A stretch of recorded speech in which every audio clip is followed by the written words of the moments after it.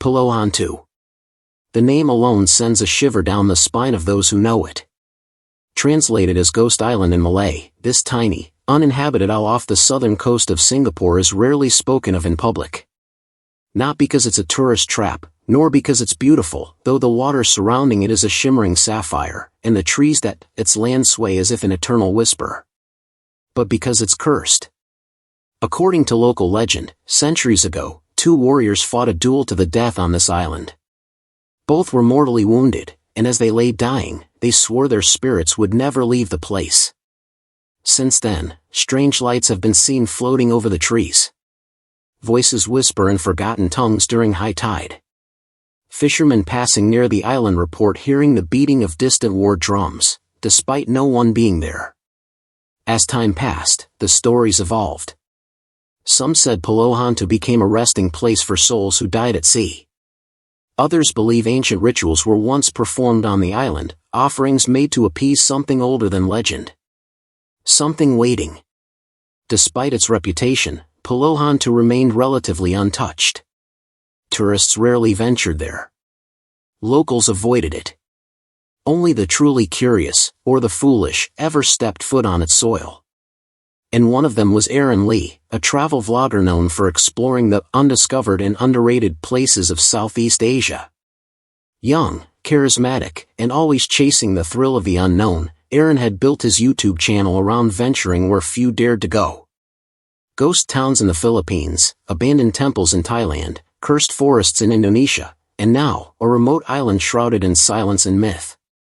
If no one's ever stayed overnight on Pulau Hantu, Aaron said in his last video, smiling into the camera, then I'll be the first. Let's see if the legends are true. He had no idea what was waiting for him. The boat rocked gently as Aaron adjusted his camera, the sun beginning to dip into the horizon. He was filming his introduction, a wide grin on his face, the sea breeze playing with his hair. Alright guys, he said into the lens, today is something special. I'm heading to a place that many locals avoid. Pulau Hantu. Some say it's cursed, others say it's just another island. Let's find out together. Behind him, the captain of the small fishing boat, a weathered man named Mr. Hassan, stared silently at the waves, his expression unreadable. Aaron had met him through a local contact who warned that not many boatmen would agree to take him there, especially not overnight. Mr. Hassan didn't say much when they met, but he agreed, on one condition. I will drop you before sunset, he said quietly. And I will return at dawn. Do not ask me to stay. Aaron had laughed it off at the time, thinking it was all part of the theatrics. Now, as the boat neared the island, he noticed something strange, the air felt heavier. The water surrounding the island was calm, unnaturally calm. Even the gulls that had followed the boat earlier were gone. Pulau Hantu came into view, small, dense with trees, the shoreline untouched and eerily pristine. The sand was bone white, the forest behind it dark and thick. No sign of life. No insects buzzing. No birds. Looks like paradise, right? Aaron said to the camera.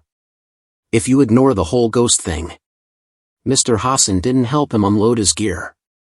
He handed Aaron a radio and simply said, if you hear drums, leave. Even if it's dark. Aaron tried to ask more, but the man was already steering the boat away. The engine's hum faded as the boat vanished into the horizon, leaving him alone. Completely alone. He stood in silence for a moment, just taking it in. The soft crunch of his boots on the sand was the only sound. He felt a chill, despite the warmth of the air. Shrugging it off, he turned his camera back on. All right. It's just me now. One night. Let's see what this island's hiding. He walked up the beach and into the forest, the canopy quickly swallowing the light.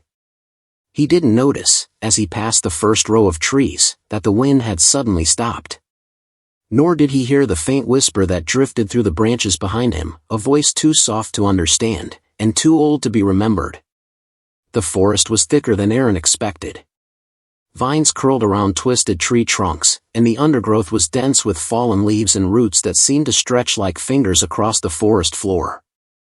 He kept his camera running, narrating his movements in a hushed voice. Still no signs of any structures, he whispered. No wildlife either, which is weird. He paused for a moment and turned slowly in a circle. His flashlight caught only trees and shadows. The silence was unsettling. No chirping insects. No rustling leaves. Just the soft crunch of his own steps. After about half an hour of hiking, he reached a small clearing near the center of the island. He chose it as his campsite and began setting up his small one-person tent. He placed LED lanterns in a wide circle around the area, hoping to keep the darkness at bay.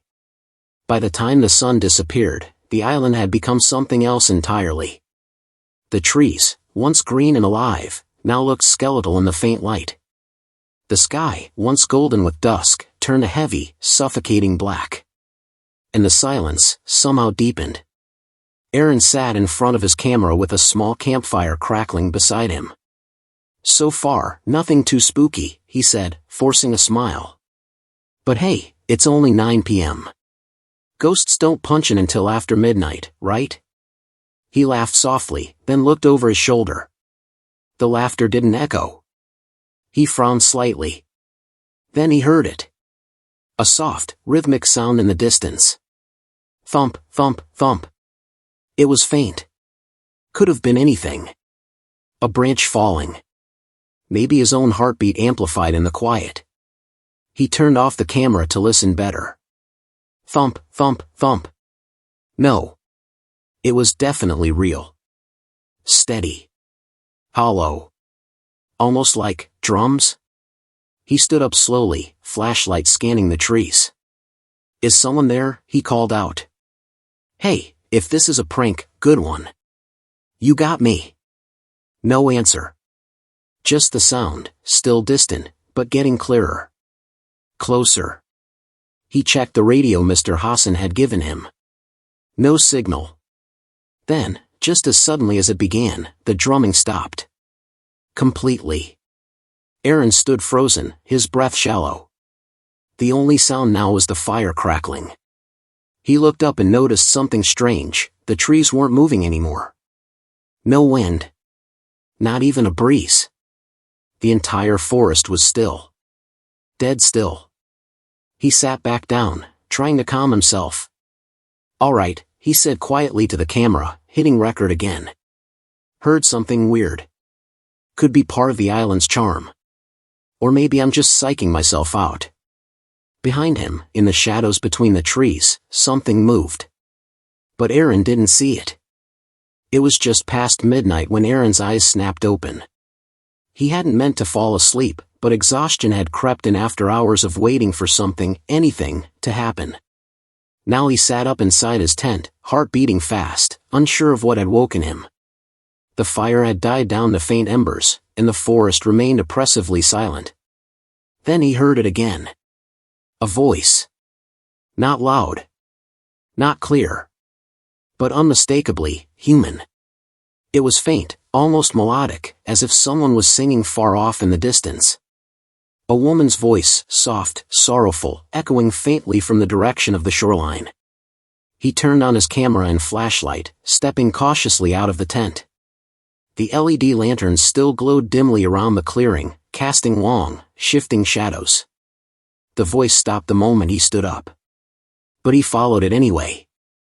Moving carefully through the forest, he kept his light low and whispered to the camera. I just heard something. Singing. I know it sounds crazy, but I swear it was coming from the beach. The trees seemed to lean in closer as he passed. His light flickered once, then steadied. As he neared the water, he noticed something out along the path, small, carved stones half buried in the dirt. Some looked like weathered idols, their faces eroded by time, others like altars covered in moss. He brushed the dirt from one of them, revealing a symbol etched into the stone, a circle surrounded by jagged lines, like rays. He didn't recognize the symbol, but it felt old, older than any written language he'd seen in his travels. He took a photo and continued walking. The trees opened to reveal the beach, bathed in moonlight. The sea was perfectly still. No waves. No breeze. Just silence. Then he saw it. A circle of stones arranged in the sand near the shoreline, too perfect to be natural. In the center, burned remnants of something long extinguished, ash, blackened wood, and fragments of bone. "Is this a ritual site?" he whispered. He began recording everything, circling the formation slowly. As he moved around it, he noticed something strange. His footprints in the sand disappeared the moment he stepped away. Each step left a mark, but when he turned back, the prints were gone. Erased. As if the sand refused to hold memory. Then, from the edge of the jungle behind him, the singing returned. Closer this time. He spun around, flashlight trembling slightly in his hand. The beam caught only the trees. But something shifted among them, not visibly, but in presence. The hairs on his neck stood up. His skin prickled. He wasn't alone. "Okay," he said, voice shaking just slightly, "we're going back to camp. Now." He turned and walked briskly into the forest. As he moved, he realized the air had changed. The scent of the sea was gone. Now it smelled old. Damp earth. Rotten wood. And something metallic, faint, like rust.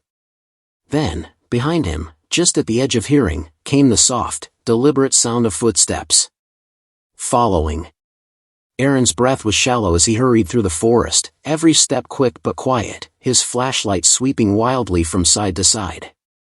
The singing had stopped, but the footsteps. They hadn't. He reached his campsite and stopped short. Something was wrong. The tent was there, yes. His lantern still glowed.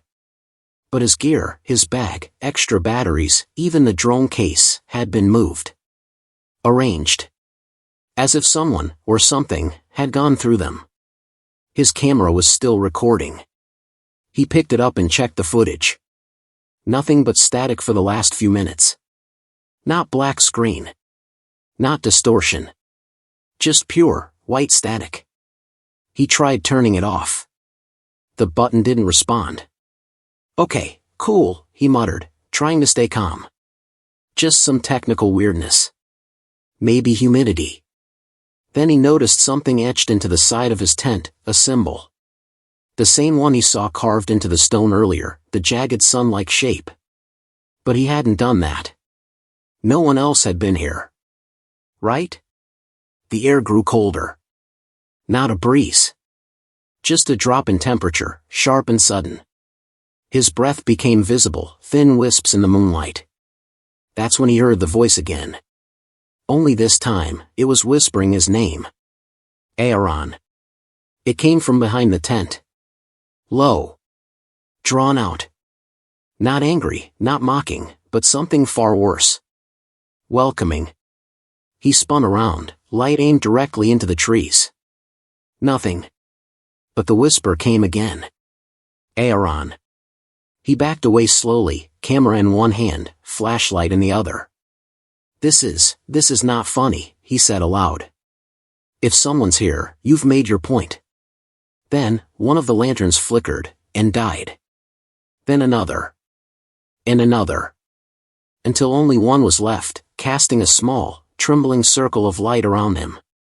Everything else vanished into darkness. He didn't hear the final lantern go out. He just noticed, the light was gone. Darkness swallowed him whole. He turned on the flashlight again, and it worked, barely. The beam was weak, flickering like a candle in the wind. As he turned in place, the beam passed over the trees, and for a split second, caught the shape of something standing just beyond the clearing. Tall. Thin. Not fully human. Not fully there. Gone the moment he looked directly at it. He didn't speak. He didn't breathe. He just stood there, heart hammering in his chest, listening. No wind. No insects. Just a low hum, building from the trees. A sound like chanting. Ancient, rhythmic, and slow. The jungle had awakened. Aaron ran. No more filming. No more commentary. Just one thought thudding through his head in rhythm with his footsteps: get to the shore. Get off this island. The forest around him pulsed with strange sounds, not just whispers now, but chanting. Low and guttural. Not human, yet almost familiar, like a forgotten dialect buried in the bones of the earth. It came from everywhere. From the trees. From the ground beneath his feet. Even from within his own chest, vibrating against his ribs. He burst through the last line of trees, stumbling onto the moonlit beach. The tide was out, revealing black rocks and sand slick with seawater. His flashlight was dying, the beam now more shadow than light. Then, in the distance, salvation. Mr. Hassan's boat. It was there. Docked. Lights on. A small silhouette at the helm. He yelled, waving his arms. "Hey! I'm here!" But as he ran, he slowed. Something was wrong. The boat wasn't moving. And the man standing at the helm wasn't Mr. Hassan. His face was hidden by shadow, and he did not react to Aaron's screams. He just stood there, motionless, staring. Aaron stopped. Backed away slowly. He turned, and there, behind him, standing at the edge of the forest, were figures. Dozens of them. Barely visible. Translucent. Like faded photographs of people long gone. Warriors in old armor. Women in ritual robes. Children with hollow eyes. All watching.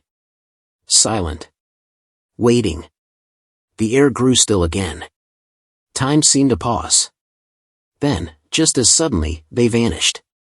The sound of a boat engine roared to life. This time, it was real. Mr. Hassan's voice cut through the night. "Boy! Run!" Aaron bolted toward the real boat, heart pounding. He leapt into the water, chest deep, dragging himself through the waves. Hands reached out and pulled him aboard. Safe. But only just. The boat sped away. The island shrank in the distance. Aaron sat shivering on the deck, soaked, staring at the island fading into the morning mist. The sun was beginning to rise, turning the sky a soft orange. But his face was pale, and his eyes, wide with something he couldn't explain. Mr. Hassan didn't speak for a long time. Then finally, "You went too deep. That island, it doesn't like to be remembered." Aaron didn't reply. He just looked down at his camera, soaked and cracked. Still recording. He never posted that footage. But 2 weeks later, a clip appeared online anyway. A short, blurry video showing Aaron standing on the beach. His voice calm, his face relaxed. Until something behind him, something tall and pale, stepped silently out of the jungle. Then static. The clip had no title. No channel. Just a caption. Pulau Hantu remembers.